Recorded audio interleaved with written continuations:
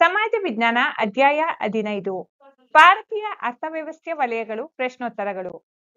ಖಾಲಿ ಬಿದ್ದಿರುವ ಸ್ಥಳಗಳನ್ನು ತುಂಬಿರಿ. 1. ಭಾರತದ ಪ್ರಮುಖ ಉದ್ಯೋಗ ಡ್ಯಾಶ್. ಉತ್ತರ ಕೃಷಿ. ಆರೋಗ್ಯ ಮತ್ತು ಶಿಕ್ಷಣ ಡ್ಯಾಶ್ ವಲಯದಲ್ಲಿ ಬರುತ್ತದೆ. ಉತ್ತರ ತೃತೀಯ. 3. ಕರ್ನಾಟಕದ ಒಟ್ಟು ಭೌಗೋಳಿಕ ವಿಸ್ತೀರ್ಣ ಡ್ಯಾಶ್. ಉತ್ತರ 1,91,791 ಚದರ ಕಿಲೋಮೀಟರ್ಗಳು. 4. ಸ್ಟೇಟ್ ಬ್ಯಾಂಕ್ ಆಫ್ ಮೈಸೂರನ್ನು ಸ್ಥಾಪಿಸಿದವರು ಡ್ಯಾಶ್. ಉತ್ತರ ಸರ್ ಎಂ ವಿಶ್ವೇಶ್ವರಯ್ಯ. 5. ತಯಾರಿಕಾ ಚಟುವಟಿಕೆಗಳು ಡ್ಯಾಶ್ ವಲಯಕ್ಕೆ ಸೇರಿವೆ. ಉತ್ತರ ದ್ವಿತೀಯ. 6. ಕರ್ನಾಟಕದ ಕರಾವಳಿ ಪ್ರದೇಶದ ಉದ್ದ ಡ್ಯಾಶ್. ಉತ್ತರ 320 ಕಿಲೋಮೀಟರ್ಗಳು. 7. ಉನ್ನತ ಶಿಕ್ಷಣ ವಿಸ್ತರಣೆಗಾಗಿ ಕರ್ನಾಟಕ ಸರ್ಕಾರವು ಡ್ಯಾಶ್ ಆಯೋಗವನ್ನು ಸ್ಥಾಪಿಸಿದೆ. ಉತ್ತರ ಕರ್ನಾಟಕ ಜ್ಞಾನ. 8. ನೂತನ ಆರ್ಥಿಕ ಸುಧಾರಣಾ ನೀತಿ ಡ್ಯಾಶ್ ರಲ್ಲಿ ಜಾರಿಗೆ ಬಂತು. ಉತ್ತರ 1991. ಕೆಳಗಿನ ಪ್ರಶ್ನೆಗಳಿಗೆ ಗುಂಪುಗಳಲ್ಲಿ ಚರ್ಚಿಸಿ ಉತ್ತರಗಳನ್ನು ಬರೆಯಿರಿ. ಪ್ರಶ್ನೆ 1. ಪ್ರಾಥಮಿಕ ವಲಯವನ್ನು ವ್ಯಾಖ್ಯಾನಿಸಿ. ಉತ್ತರ ಕೃಷಿ ಮತ್ತು ಕೃಷಿಗೆ ಸಂಬಂಧಿಸಿದ ಚಟುವಟಿಕೆಗಳಾದ ರೇಷ್ಮೆಗಾರಿಕೆ, ತೋಟಗಾರಿಕೆ, ಪಶುಪಾಲನೆ, ಕೋಳಿ ಸಾಕಾಣಿಕೆ, ಮೀನುಗಾರಿಕೆ, ಪುಷ್ಪ ಕೃಷಿ ಮುಂತಾದವುಗಳನ್ನು ಹೊಂದಿರುವ ವಲಯ ಪ್ರಾಥಮಿಕ ವಲಯ. ಪ್ರಶ್ನೆ 2. ಭಾರತೀಯ ಕೃಷಿ ವಲಯದ ಪ್ರಾಮುಖ್ಯತೆಯನ್ನು ವಿವರಿಸಿ. ಉತ್ತರ ಭಾರತದಲ್ಲಿ ಹೆಚ್ಚಿನ ಜನರು ಈಗಲೂ ತಮ್ಮ ಜೀವನ ನಿರ್ವಹಣೆಗಾಗಿ ನೇರವಾಗಿ ಮತ್ತು ಪರೋಕ್ಷವಾಗಿ ಕೃಷಿಯನ್ನೇ ಅವಲಂಬಿಸಿದ್ದಾರೆ.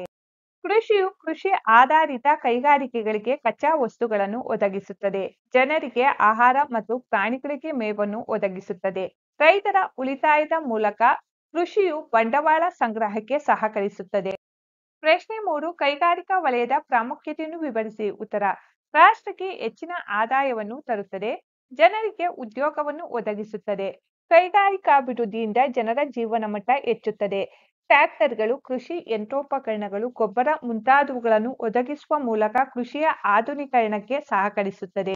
ಜನರನ್ನು ನಗರ ಮತ್ತು ಪಟ್ಟಣಗಳಿಗೆ ಹಂಚುವ ಮೂಲಕ ಕೃಷಿ ಭೂಮಿಯ ಮೇಲಿನ ಒತ್ತಡವನ್ನು ಕಡಿಮೆಗೊಳಿಸುತ್ತದೆ. ಹೆಚ್ಚಿನ ವಿದೇಶಿ ವಿನಿಮಯವನ್ನು ಗಳಿಸಲು ಸಹಾಯಕವಾಗಿದೆ. ಕೈಗಾರಿಕಾ ಪ್ರದೇಶಗಳು ವ್ಯಾಪಾರ, ಶಿಕ್ಷಣ, ಸಾರಿಗೆ, ಬ್ಯಾಂಕಿಂಗ್ ಮುಂತಾದವುಗಳ ಕೇಂದ್ರಗಳಾಗಿಯೂ ಅಭಿವೃದ್ಧಿ ಹೊಂದುತ್ತವೆ.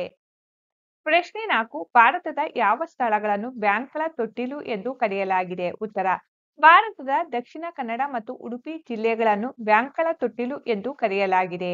ಪ್ರಶ್ನೆ 5. ಗಾಂಧೀಜಿಯವರ ಪ್ರಕಾರ ಶಿಕ್ಷಣ ಎಂದರೇನು. ಉತ್ತರ ಗಾಂಧೀಜಿಯವರ ಪ್ರಕಾರ ಶಿಕ್ಷಣ ಎಂದರೆ ಶಿಕ್ಷಣವು ಮಗುವಿನ ವ್ಯಕ್ತಿತ್ವದಲ್ಲಿ ಸರ್ವಾಂಗೀಣ ಅಭಿವೃದ್ಧಿಯನ್ನು ತರುತ್ತದೆ ಎಂಬುದಾಗಿದೆ.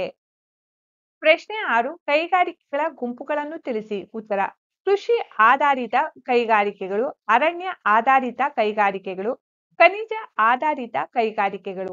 ಪ್ರಶ್ನೆ 7. ಕರ್ನಾಟಕದ ಪ್ರಮುಖ ನೀರಾವರಿ ಯೋಜನೆಗಳನ್ನು ಪಟ್ಟಿ ಮಾಡಿ. ಉತ್ತರ ಕರ್ನಾಟಕ ಪ್ರಮುಖ ನೀರಾವರಿ ಯೋಜನೆಗಳೆಂದರೆ ಘಟಪ್ರಭಾ ನದಿ ಯೋಜನೆ, ಮಲಪ್ರಭಾ ನದಿ ಯೋಜನೆ, ತುಂಗಭದ್ರಾ ನದಿ ಯೋಜನೆ, ನಾರಾಯಣಪುರ ಯೋಜನೆ, ಆಲಮಟ್ಟಿ ಯೋಜನೆ, ಹೇಮಾವತಿ ನದಿ ಯೋಜನೆ, ಆರಂಗಿ ಯೋಜನೆ, ಕೃಷ್ಣರಾಜ ಸಾಗರ ಯೋಜನೆ.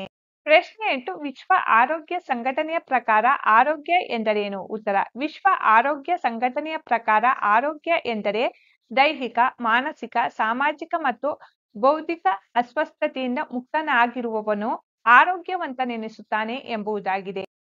ಮಕ್ಕಳೇ, ಈ ನೋಟ್ಸ್ನಲ್ಲಿ ಯಾವುದಾದರೂ ತಪ್ಪುಗಳಿದ್ದರೆ ಕಮೆಂಟ್ನಲ್ಲಿ ತಿಳಿಸಿ.